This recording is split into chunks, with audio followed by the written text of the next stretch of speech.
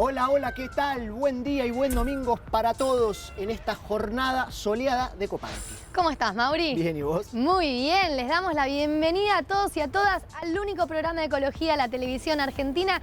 Y antes de arrancar, les recordamos que si acercan su celular al código QR que aparece en pantalla, pueden adentrarse al mundo de información que tenemos para compartirles. El vasto mundo de información de ambiente y medio que hoy no se encuentra en los puentes de Madison, sí en los puentes de Coparque, con mucha información. A ver, contanos, ¿qué tenemos hoy? Hoy vamos a tratar una problemática ambiental poco visibilizada que tiene que ver con las tosqueras. ¿Qué son las tosqueras? Las tosqueras son unas lagunas artificiales que se conforman a partir de constructoras que justamente retiran de determinadas tierras una tosca, que es una tierra rojiza que se encuentra debajo del suelo, y en esos pozos se acumula agua, se conforman estas piletas que son peligrosas.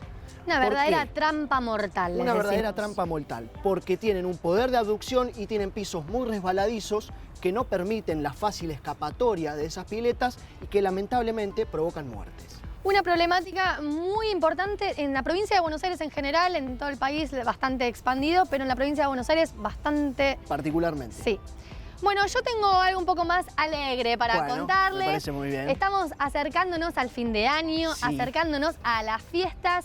Y entonces tenía ganas por ahí de conocer otras posibilidades de compras sostenibles, de compras que nos ayuden a sumarnos al cuidado ambiental, que nos ayuden a acercarnos a la naturaleza. Y por eso, ¿Vale como Navidad, algo de eso? Sí, recontra bien, válido bien. para regalitos de Navidad. Fuimos a la ecotienda de Aves Argentinas. Bien. Aves Argentinas, una organización conservacionista que se dedica a la protección no solo de las aves de nuestro país, sino de todo el ecosistema en general. Pero nos proponen a través de su ecotienda un espacio donde podemos aprender sobre naturaleza, aprender sobre fauna nativa, sobre aves argentinas, a través del juego, a través de la lectura, para niños, para grandes, para especialistas, para todos. Así que vamos a conocer un poquito más qué es lo que podemos encontrar en la ecotienda. ¿Jugaste algo? Obviamente estuvimos jugando ahí con un par de memotest y cosas, porque la verdad es que se transforma en un re lindo regalo para Navidad y teníamos ganas también de aprovechar y compartírselos en esta época. ¿Te trajiste algunas recomendaciones para ambiente y medio? Claro que sí, pero claro que sí, ¿no? desde ya. La verdad que lo pensé como una... para tu sección y dije, no, se merecen también una nota específica y después ir recomendando cada librito, cada juego por separado. En el Es Posible de esta jornada nos preguntamos algo que ya tenemos la respuesta. Nosotros ya la sabemos, la practicamos hace años. Tiene que ver con si es posible justamente terminar con la venta de perros y de gatos y de mascotas en general. Adopta, no compres, no clones, adopta. Y escuchá el Es Posible.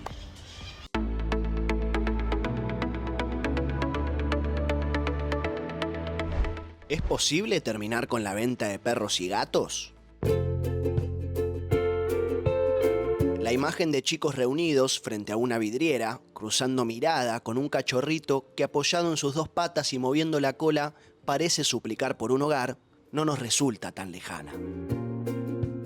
Con la intención de prevenir el maltrato animal y las compras irresponsables e impulsivas, el Estado de Nueva York implementó en diciembre una ley que impide su venta minorista. La normativa tiene como principal objetivo erradicar las prácticas conocidas como fábricas de animales. Son cadenas que crían en condiciones deplorables de hacinamiento y sin la atención profesional necesaria. Además, engañan a los consumidores, quienes a menudo adquieren ejemplares enfermos o con problemas genéticos. Se priorizan las ganancias económicas sobre el bienestar. En países como España, el tema generó controversia, pero también quedó oficialmente prohibida la venta este año y las multas por incumplimiento oscilan entre 50.000 y 200.000 euros. En Argentina aún estamos lejos, pero dimos algunos pasos. En la ciudad de Buenos Aires, la exhibición de perros, gatos, conejos y cobayos en veterinarias, pet shops y cualquier otro local que se dedique a su comercialización no está permitida. ¿Y qué pasa con las plataformas digitales? Hoy, con solo tipear perros de casa en un sitio web de comercio electrónico, aparece un extenso listado de casi 100.000 resultados. Muchos más que, por ejemplo, en el rubro celulares.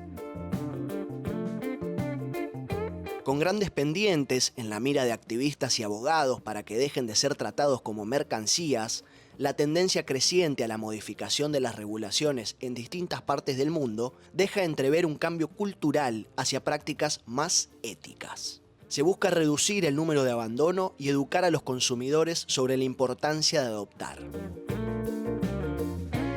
Pagar es aceptar que las vidas tienen un precio. Por eso, si soñás con tener un amigo peludo, desde Ambiente y Medio te alentamos a buscar en refugios y organizaciones proteccionistas. Entregate a esa conexión única. Dales una nueva oportunidad. Es posible.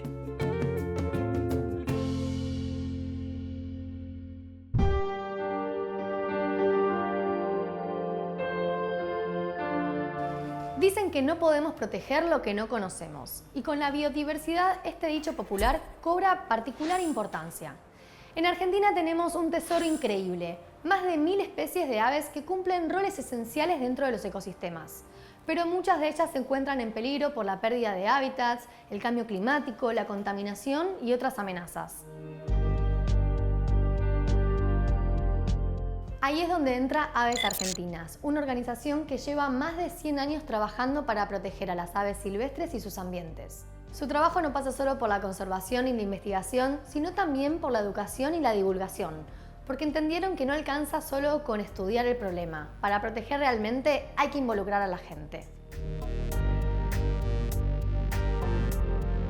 Aves Argentinas es una organización, a nosotros nos gusta decir conservacionista, porque nuestro foco principal es la conservación de la naturaleza, que tiene más de 100 años de historia. Somos los primeros en este espacio en todo Iberoamérica y tenemos una amplísima gama de acciones y trabajos en territorio vinculados, como te digo, principalmente a temas de biodiversidad.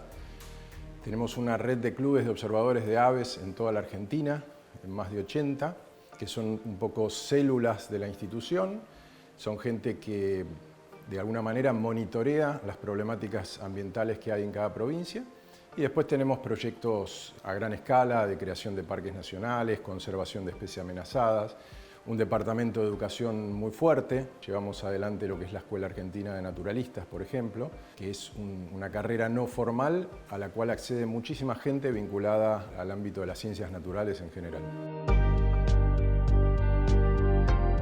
La organización nace con el deseo de un grupo de naturalistas, investigadores, ornitólogos a principios del siglo pasado, y claramente el foco eran las aves, y lo sigue siendo porque consideramos, primero, que las aves son muy buenas indicadoras de lo que le pasa al ambiente, pero además porque son muy visibles, muy conspicuas, y la verdad que hacer observación de aves es una actividad muy linda, muy divertida, y se puede hacer en cualquier lugar del mundo, en cualquier momento, con muy pocos recursos. Pero lo que buscamos desde la institución básicamente es acercar a los argentinos a la naturaleza. Entonces nos ocupamos de todo un poco y nos preocupa el resto del ambiente también.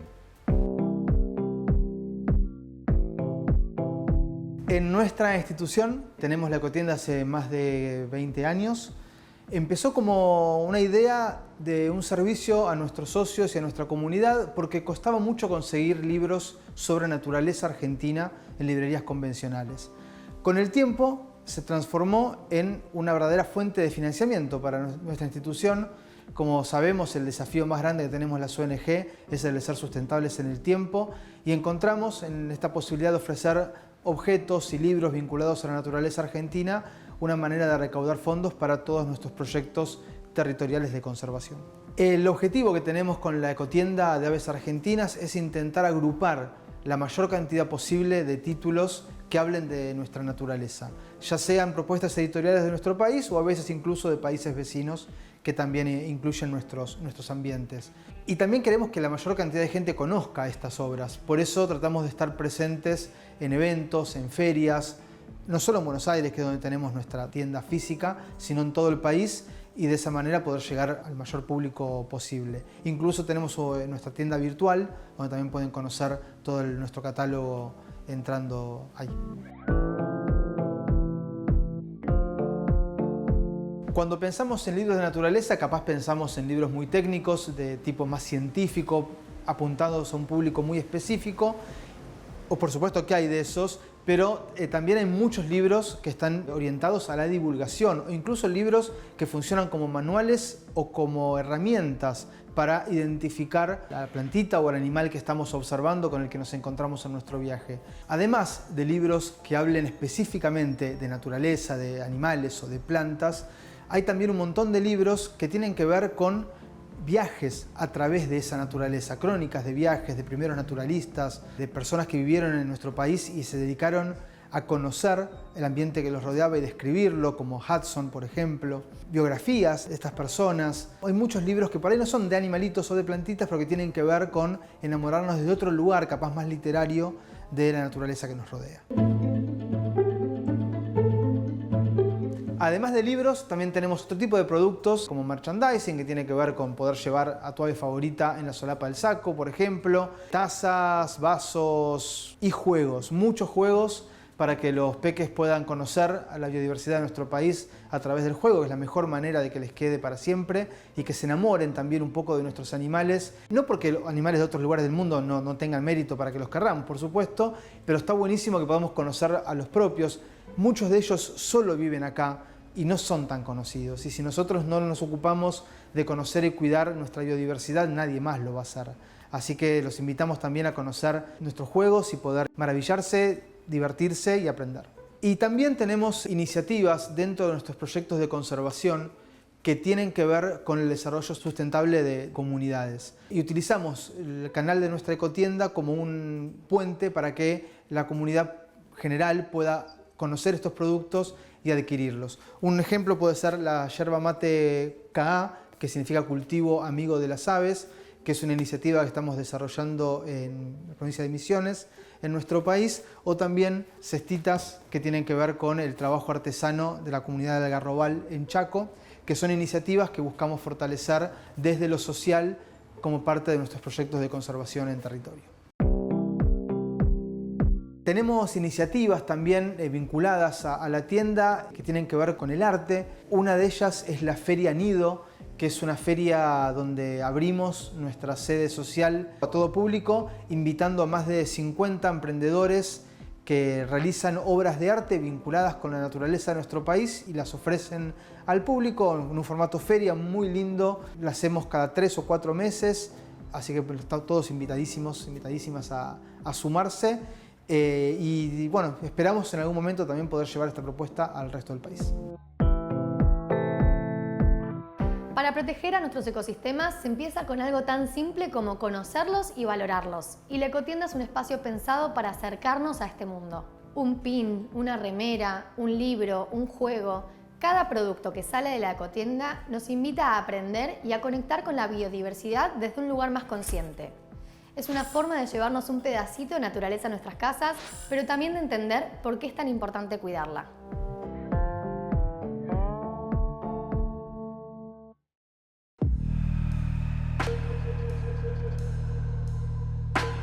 Indudablemente que no todo lo que parece es.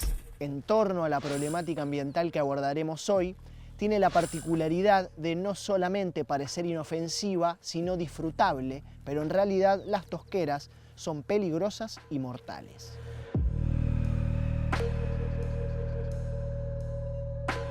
¿Qué son? Lagunas artificiales. Pozos, como el que vemos, la mayoría en provincia y Gran Buenos Aires, que se realizan en zonas descampadas, como la que vemos, en donde se extrae la tosca, que es tierra rojiza que se saca de las capas inferiores al suelo, un material muy requerido porque es de alta resistencia para la construcción. Rutas, calles, autopistas, aeropuertos, incluso como relleno para plateas y nivelaciones o incluso también para la agricultura para evitar la penetración del agua. Pero en este caso hablamos de obras públicas de gran magnitud y de construcción.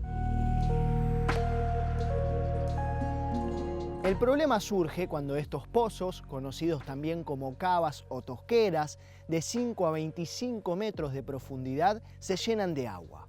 Por un lado, del nivel freático y también por el otro, con agua de lluvia. Llenándose de agua, entre comillas, de forma natural, pero en realidad son pozos producidos por la actividad humana, con lo cual son artificiales, lagunas artificiales. ¿Por qué son peligrosas y mortales? Agua y calor son dos cosas que se llevan muy bien, pero además aves, agua dentro de todo cristalina, hierbas altas, un entorno verde, hacen de un paisaje realmente propicio para darse un baño. Pero en realidad son trampas, muchas veces mortales. En primer lugar están los pisos, los suelos, pantanosos, resbaladizos e inestables, pero sobre todo el cambio de corrientes de temperatura produce un efecto de abducción. Las corrientes submarinas producen remolinos y los bordes altos hacen para quien se mete realmente difícil su escapatoria, provocando las conocidas como piletas de la muerte. El 17 de agosto del año 2014, un grupo de amigos quiso hacer uso de aquello que parecía disfrutable y que lamentablemente provocó la muerte de Lautaro Aguirre Mora en la cantera de Pontevedra, partido de Merlo. Recuerdo que hoy estamos en González Catán. Hoy charlaremos con Ninfa, su madre, quien tuvo la amabilidad de acompañarnos y quien hace años viene reclamando para seguir dando a luz esta justicia ambiental. Ninfa, en primer lugar, muchísimas gracias por su tiempo. Gracias a ustedes porque están acá, se tomaron la molestia de venir y gracias porque prestaron atención a mi causa. Hoy no estamos en la tosquera donde falleció. Claro, mi hijo falleció en la tosquera del barrio Lombú, en Pontevedra, Merlo, pero hoy estamos en González Catán. Hemos decidido realizar también el cuestionamiento de esta tosquera, porque sabemos que a través de madres, profesores, maestros y gente del barrio que tienen hijos fallecidos en este lugar.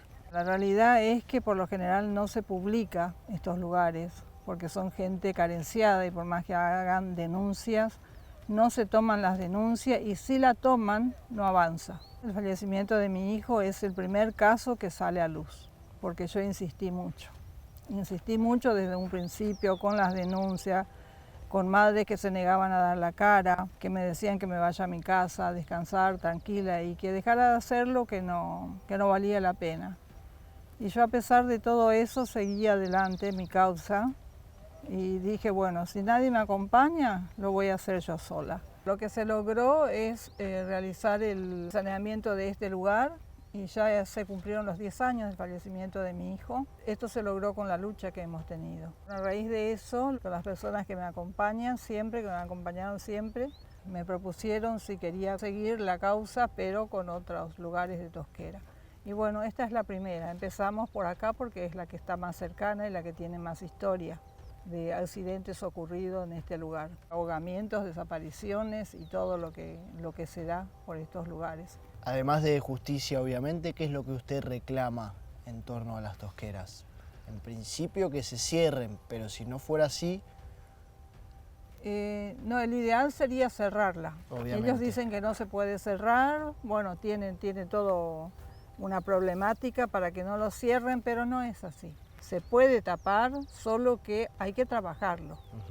Y hay que tener decisión política, porque lo que no hay es decisión política en estos casos. Y nuestros niños, adolescentes y jóvenes no tienen lugares de esparcimiento. Entonces por eso pensamos de que sería bueno si se tapa estos lugares, en estos mismos lugares se pueda hacer un espacio de recreación para que los chicos, los jóvenes tengan un lugar de esparcimiento. En memoria de estos jóvenes que han fallecido cruelmente, porque ahogarse es una muerte cruel. Es el Estado el que se tiene que ocupar de esto porque el Estado fue el que abrió. Y bueno, por eso creemos que es una falta de decisión política y es una gran falta de irresponsabilidad.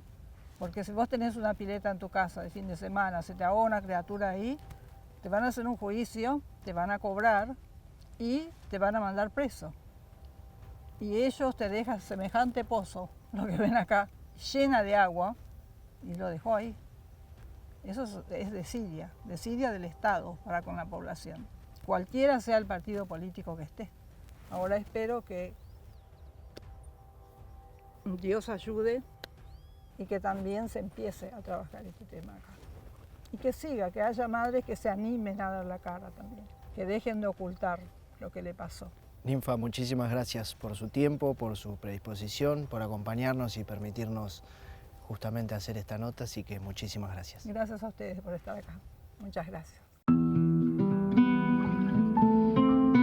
Las tosqueras son además conocidas como las piletas de los pobres, con lo cual no solamente nos habla de una problemática ambiental con poca visibilidad, sino también social, con personas incluso viviendo en los alrededores. Porque en tardes de mucho calor y con intenciones genuinas de pasar una buena tarde, en lo que parece algo que no es, resulta difícil imaginarse a ciertos sectores altos de la sociedad teniendo que acudir a las tosqueras, pero sí otras personas que justamente no tienen otra posibilidad. Con lo cual, ofrecer otras formas de esparcimiento y de recreación resulta fundamental, mientras tanto, Ninfa y otras familias siguen con su justo reclamo de justicia.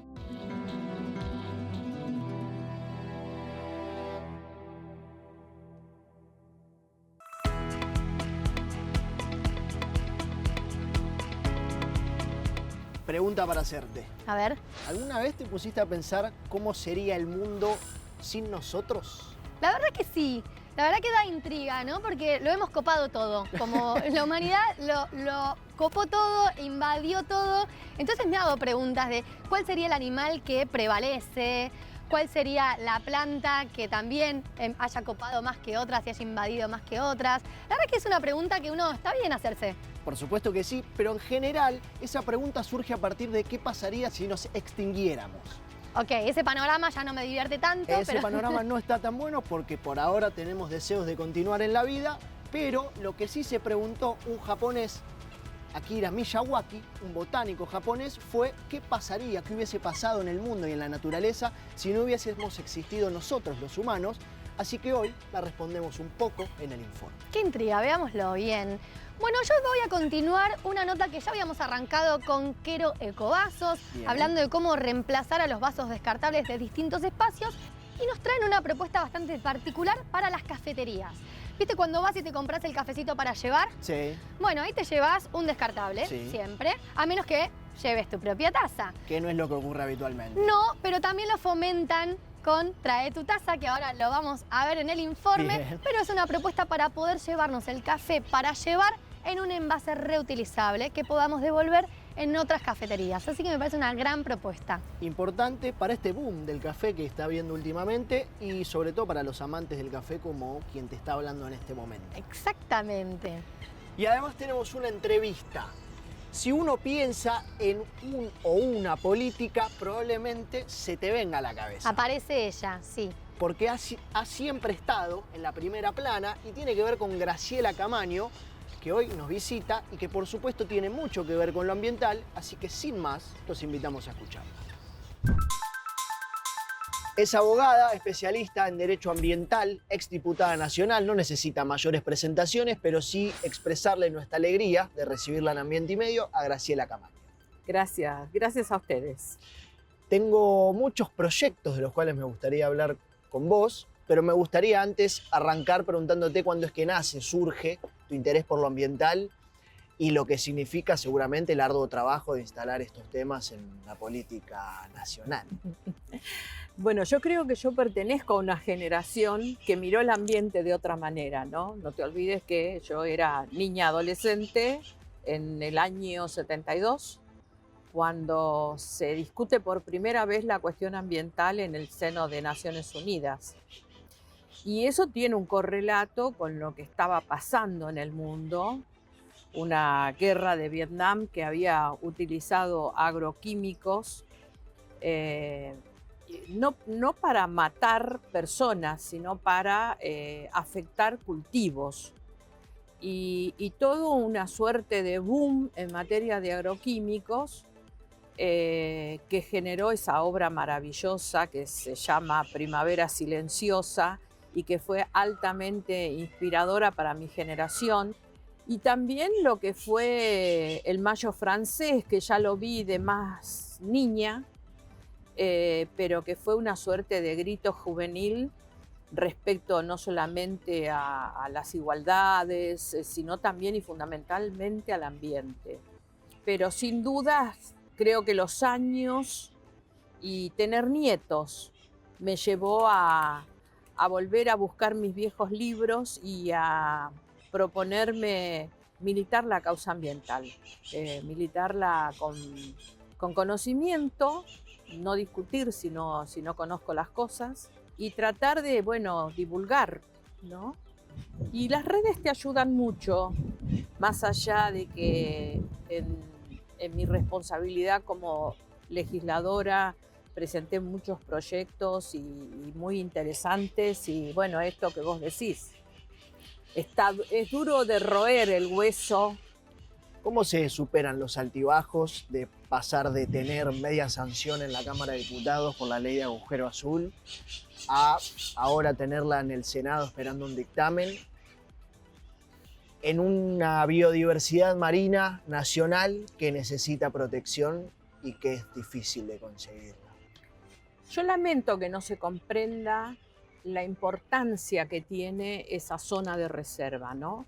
No solamente por los beneficios que le puede brindar a la Argentina en materia de recursos, sino porque no afecta el resto de las producciones. Si vos te pones a mirar la zona que se pretende conservar, es la zona desde donde podemos producir más especies para la pesca, podemos producir recursos genéticos, tenemos una suerte de reservorio geológico muy importante que no está en otro lado. No hay una explicación, ¿no? Ahora es solamente que el Ejecutivo, obviamente, no quiere crear zonas de reserva, ni parques, ni nada que tenga que ver con la naturaleza para sostener un discurso. Porque vos fíjate qué paradójico, ¿no? Este gobierno que niega la Agenda 2030, que se abstuvo de acompañar el Pacto 2048, que niega el cambio climático. Es el mismo gobierno que le pide plata a los organismos multilaterales en donde hay un fuerte condicionamiento en la cuestión ambiental. Yo creo que somos muy poco inteligentes y me parece que ha obrado muy mal la ignorancia en la creación del área protegida agujero azul. Yo lo lamento muchísimo porque lo estoy viendo sin chances al proyecto, más allá que por supuesto en la última sesión se define el destino del agujero azul, ¿no? Tiene otra cuestión que está vinculado a lo que es la pesca que hay de la milla 200 hacia el océano. ¿Por qué? Porque en realidad esa pesca no está prohibida, lo que está prohibido es la pesca ilegal. Ahora, vos tenés que tener algún control para saber si hay una pesca ilegal. Si vos le armás la zona de reserva a esa zona, vos tenés jurisdicción para controlar que no se pesque con arrastre, por ejemplo. Y además, con la excusa del control de la pesca de arrastre, podés controlar realmente la pesca ilegal no declarada ni registrada. Entonces, me parece que está faltando inteligencia para tener una estrategia sobre el océano Atlántico y las pertenencias de la Argentina en esa zona del planeta. Soy de creer que uno debe elegir las batallas que uno quiere dar. Quisiera preguntarte cuál de los frentes ambientales y de las problemáticas ambientales, recién mencionaste una claramente, crees que deba abordarse de manera más inmediata. El tema de los océanos no es un tema menor. Yo, dentro de la especialización en Derecho Ambiental, después cursé un par de diplomaturas vinculadas a los océanos. El tema de los océanos es muy importante por varios motivos. Primero, porque a pesar de que el océano es en masa la parte más pequeña del planeta, si vos querés poner en proporción, una pelota de fútbol es la Tierra, por eso nos llamamos Tierra, y una pelota de ping-pong es el agua. Y a pesar de eso, está extendida en una superficie que ocupa más allá del 80% de la superficie terrestre. ¿Por qué? Porque es donde el planeta respira, porque es el que nos proporciona el oxígeno para que la Tierra pueda tener vida. Y hoy esa parte del planeta está en peligro extremo. Me asombra y me asusta a veces escuchar connotados científicos diciendo hay especies que se están fritando en el mar. Es una frase fuertísima.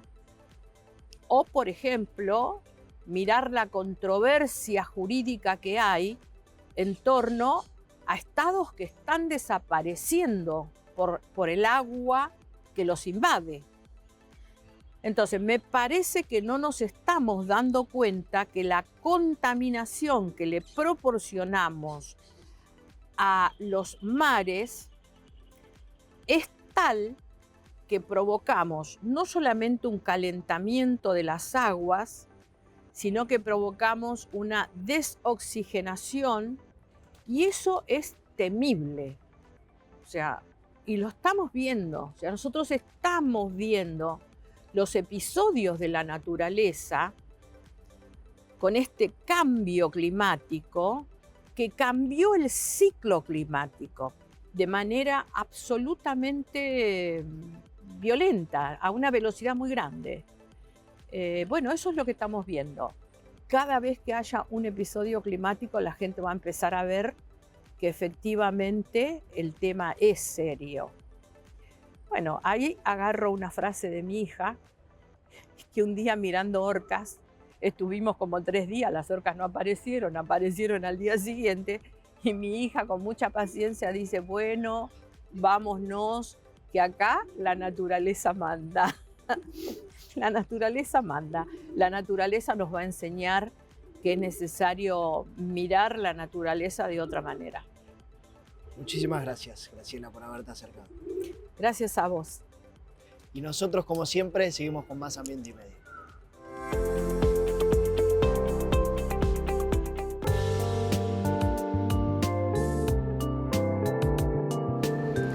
Este año hablamos muchísimo sobre el café. Es que es una parte fundamental de la rutina diaria de millones de personas. El que compramos al paso antes de ir al trabajo, el de media mañana en la facultad o el que tomamos en la oficina para recargar energías. Pero ese disfrute de pocos minutos deja un gran impacto ambiental. Los vasos descartables que utilizamos por apenas pocos minutos tardan cientos de años en degradarse.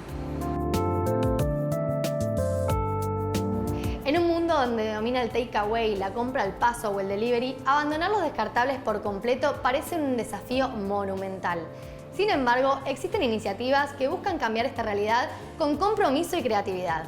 Hace poco conocimos a Quero Ecovasos en esta nota que aparece acá al lado mío, que como parte de su visión y objetivo para eliminar a todos los vasos descartables de todos los lugares posibles, nos ofrecen una propuesta revolucionaria. Se trata de Café Circular, un sistema de vasos reutilizables que podés ir devolviendo en cualquiera de las cafeterías adheridas del país. Café Circular es la primera red de cafeterías en Argentina en utilizar vasos retornables para el café para llevar. Surge de Quero, que es un creador de conceptos circulares, y esto surge en el 2020, cuando un poco después de la pandemia se empezó a abrir el confinamiento, pero no se podía permanecer en lugares. Entonces en las cafeterías lo único que podían hacer es vender cosas para llevar y se incrementó muchísimo el café para llevar, por lo que se incrementó mucho el uso de vasos descartables, tanto de plástico como el polipapel, que contaminan un montón. Entonces Quero, que ya tenía el concepto del vaso retornable en los eventos con el sistema de señas, empezó a ampliarlo para las cafeterías a nivel nacional. Entonces funciona igual, la persona va, se compra su café para llevar y en vez de elegir un vaso descartable, elige un vaso retornable o reutilizable, que es Café Circular. Deja una seña por ese vaso y luego lo puede devolver en cualquier cafetería, no tiene que ser la misma en donde lo adquirió, en cualquier cafetería de la red, y recupera su seña o se queda con el vaso y lo sigue usando cada vez que compre café para llevar.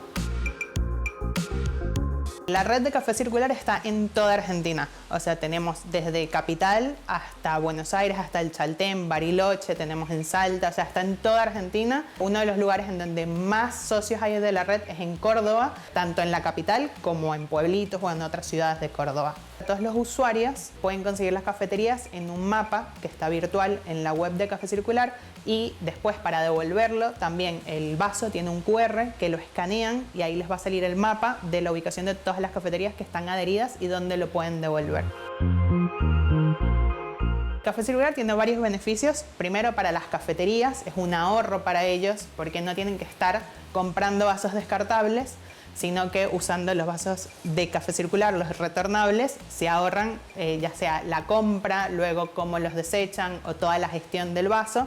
Y para el cliente, aunque no lo crean, también, porque las cafeterías por lo general le hacen el descuento en el café de lo que a ellos les cuesta el vaso descartable. Aunque las personas no crean que están pagando por eso, lo están pagando sobre el precio del café. Entonces, a la cafetería ahorrarse el dinero, el cliente también se puede ahorrar el dinero y además no contamina, se queda con la conciencia tranquila al tomar café para llevar.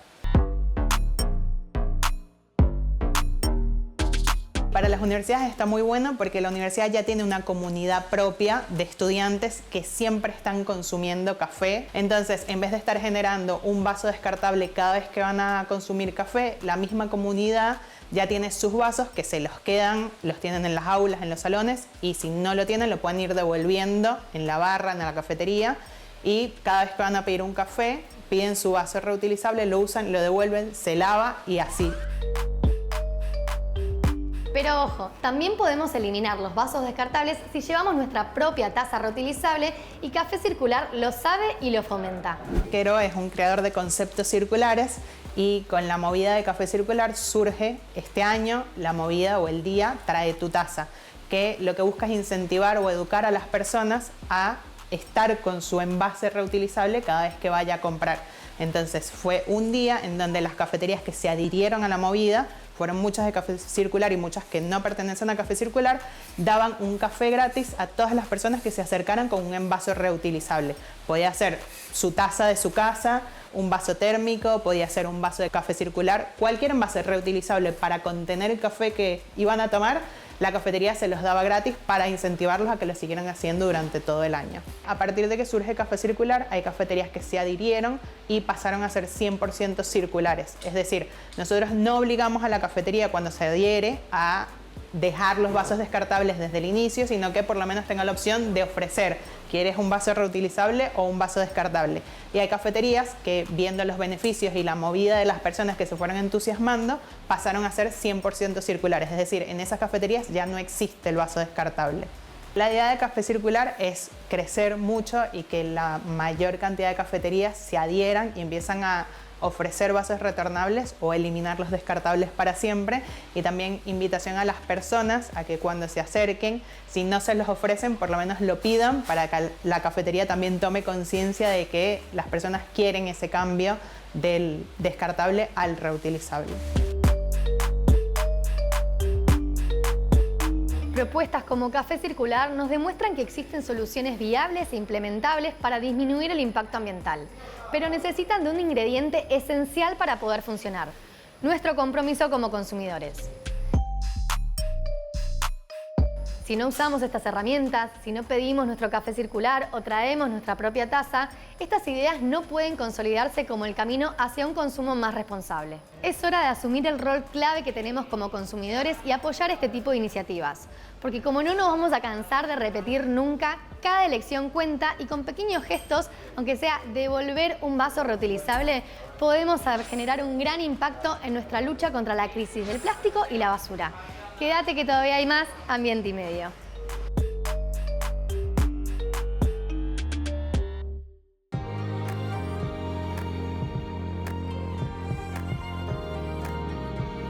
Akira Miyawaki fue un botánico japonés, nacido el 29 de enero de 1920 en Takahashi, experto en ecología vegetal y especializado en semillas. Empezó sus estudios en el Departamento de Biología de la Universidad de Hiroshima, donde planteó una tesis acerca del estudio de los bosques naturales. En la década del 50 viaja a Alemania para trabajar en el concepto de vegetación natural potencial, dando lugar, además de repasar su obra, a la interesante pregunta de cómo hubiera sido la naturaleza del mundo sin la existencia de nosotros, los humanos.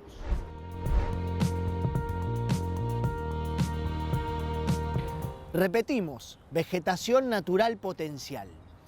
Método que consistió en un mapeo, identificando a las plantas nativas y también a esa flora potencial, pero también teniendo en cuenta los impactos que esa flora potencial había tenido por los distintos tipos de actividad humana. Se crearon mapas de la vegetación existente y de esa que podría haber sido, usando esa que podría haber sido como modelo para restaurar hábitats degradados y ambientes con plantas nativas. En la década del 70, una empresa japonesa de acero llamada Nippon Steel Corporation se interesa en el trabajo de Miyawaki después de varias plantaciones que la empresa había hecho convencionales que en muchos casos no contenían plantas nativas. El sistema, hoy conocido mundialmente como método Miyawaki, replicado a lo largo de 1.700 áreas en todo el mundo, tiene un fuerte anclaje en la fitosociología, cómo las plantas, las especies de plantas, interactúan entre sí dentro de una misma comunidad. Interesado en los bosques nativos que rodeaban y rodean a los templos y santuarios japoneses, arboledas sagradas, con una terminología japonesa que por preservación no vamos a pronunciar, se inspira en ellos para poder reemplazar algunas plantaciones que no eran nativas, sino introducidas, que estaban dominando los bosques locales, ahí sí, por plantas nativas. Además, también de enfocarse en la estratificación de la estructura del bosque, con especies de crecimiento más rápidas, con especies de crecimiento más lentas, con capas de árboles, arbustos y hierbas cobertoras del suelo.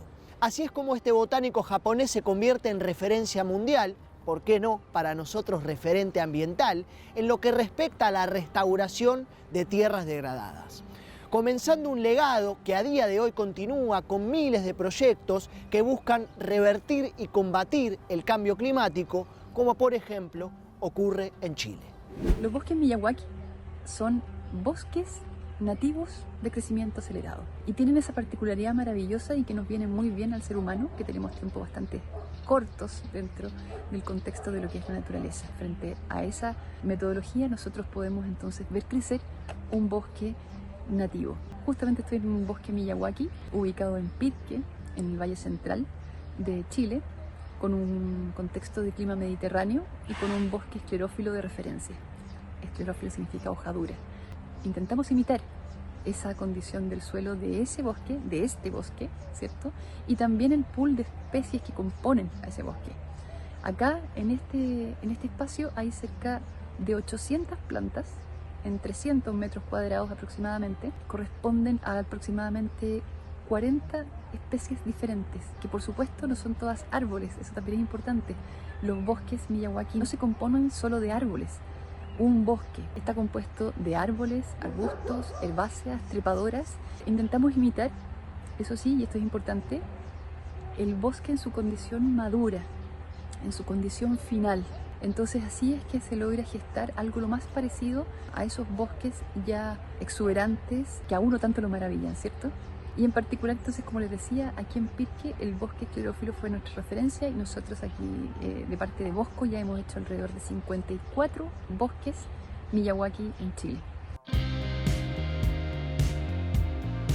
Volviendo a, ¿por qué no?, nuestra duda existencial original sobre cómo hubiese sido el mundo sin nosotros, la mayoría de las respuestas que uno puede encontrar parten desde otro lado.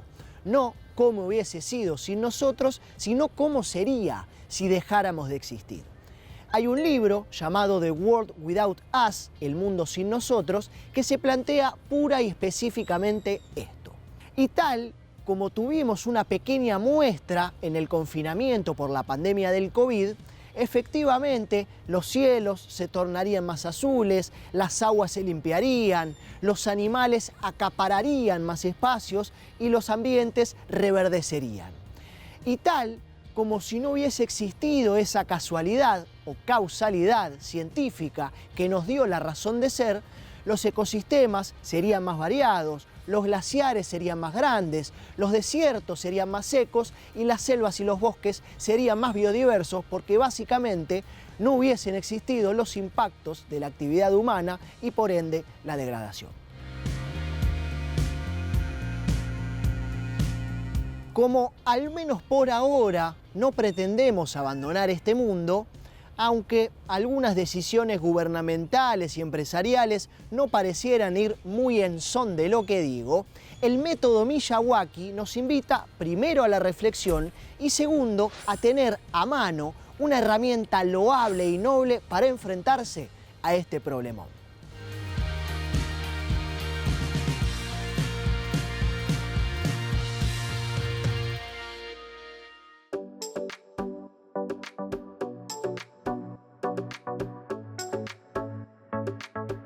Durante el confinamiento del 2020, el protagonista de esta historia, que es también su autor, se retira a su cabaña / container a las afueras de Buenos Aires para enfrentar desde allí lo que pueda venir y mientras espera, cultiva un jardín repleto con todo tipo de plantas y flores.